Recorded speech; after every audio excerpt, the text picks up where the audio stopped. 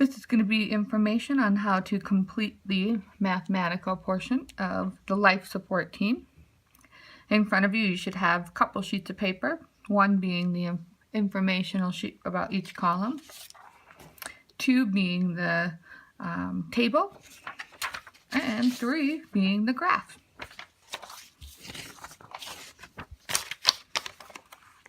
All right, so as we start to go through some examples, one thing to take note of is that this is for both oxygen and carbon dioxide. We're going to be looking at just the CO2 for this activity.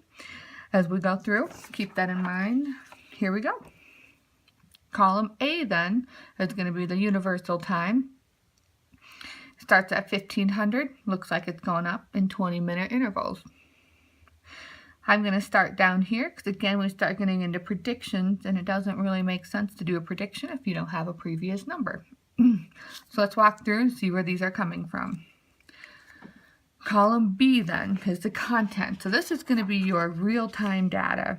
During the mission this column will be empty, and so these are the numbers you'll be filling in as you go. Obviously they're given to us right now, so let's use the numbers. So at 1520 we were at 0.57 for CO2. And then column C, here's what it tells us to do. 760 times B divided by 100. We can just do order of operations, multiplying and dividing are equal, so we can work right across. This B they're referring to is column B. So here we go. Take your calculators. Let's see where they're getting this from. We'll walk through. So I have, let's see, 760 times B, which is 0.57, and then divided by 100 equals 4.33. You'll notice my calculator says 4.332. So we're going to be rounding to 2 decimal places. Since the 2 was lower than 5, we can keep it there. If this would have been a 5 or higher, we would have rounded that up to a 4.34. All right, column D. The change in the CO2, well, let's think about this. Use common sense over here. Here's what's happening. 0.35 to 0.57. Did that go up or go down? It did increase, so therefore this should be a positive number. Look at this next one. 0.57 to 0.37. Why would that be negative? You are correct, because it went down. So keep that in mind. You can have some negative numbers if your numbers have started to drop. Okay, so here we go. Column D then says that we're going to take the current C minus the previous C. So current was 4.33 minus 2.66 equals 1.67, which is where this number came from right here. Column E then, here's our directions. We take D divided by 0.33. So this is per hour. Each one of our increments are in 20-minute increments. 20 goes into an hour how many times? 3 times. So we're essentially timesing this by a third or dividing by 0.33. So here we go. I'm going to take column D, which is 1.67. I already have it on my calculator. I'm going to divide it by 0.33 equals 5.060606. We rounded to 2 decimal places, which is just 5.06. All right. So now column F then says to look at the graph and check one. So that means we're going to need to graph. So I'm going to hold off on that just for a moment and take a look and make sure these next numbers make sense. We'll do one together. All right, down here, in my mind, I think, okay, numbers 0.8, 1.2, 1.4. So it looks like they're getting larger. So I know that before I even begin. All right, part C. I'm going to take 760 times B, which is 1.4. I get 1,064 divided by 100 equals 10.64. Okay, this one says to take the current C minus the previous C. So here I think, okay, my numbers are going up. I should have a positive number. So I have 1.4 minus 1.2 equals 0.2. You probably could have done that without a calculator. And column E is take your column D, 0.2, divide it by 0.33. I already have it on my calculator, 0.2. Whoops. Divided by 0.33 equals 0.06060606.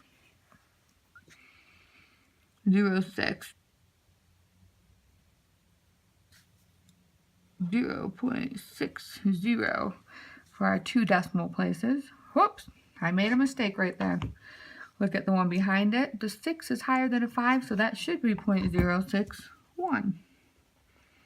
That is a 1 right there. That is my mistake. All right, so here we go. Now we're going to need to graph these.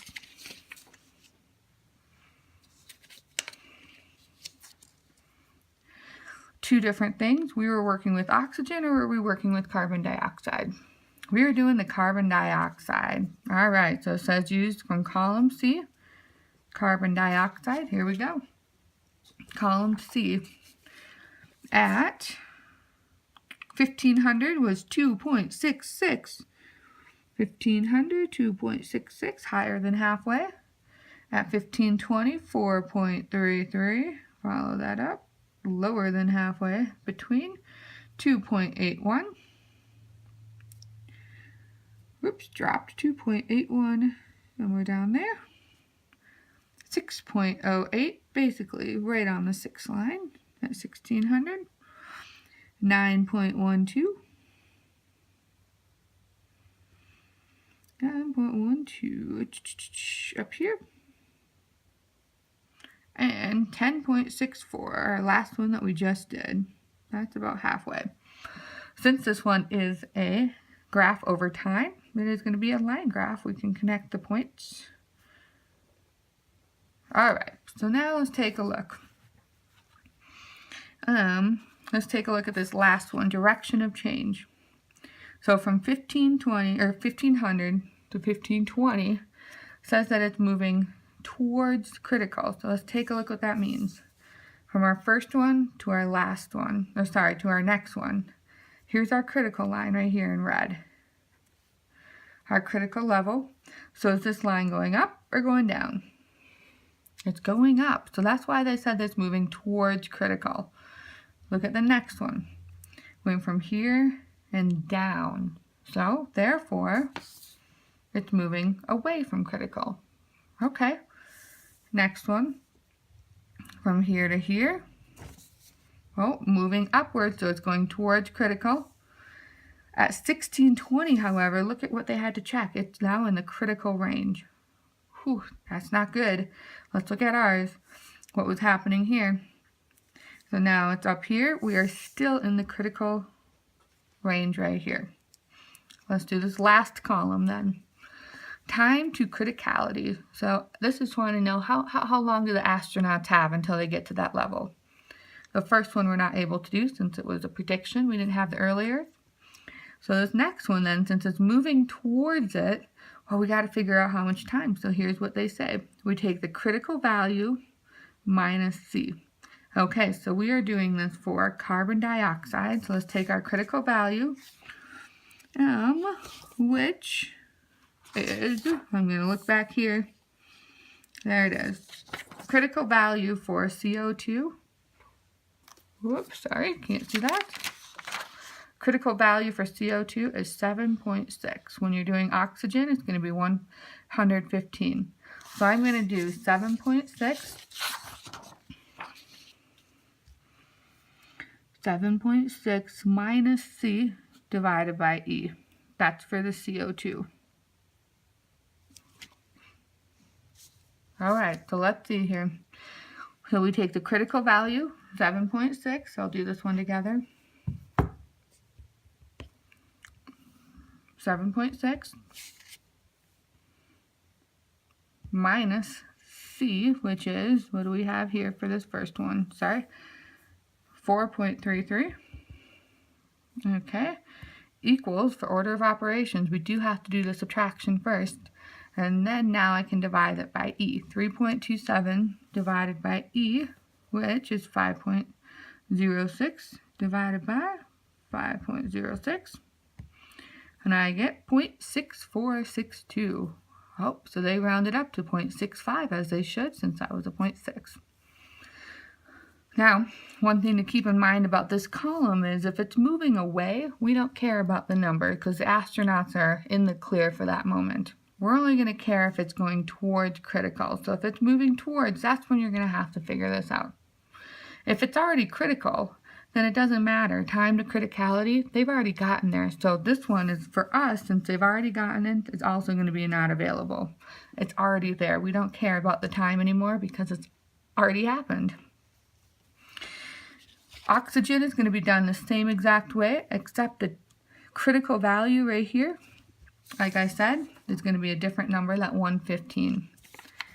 As you start to go, definitely refer back to this informational page for any questions you may have as you complete the rest of the table and the rest of the graph.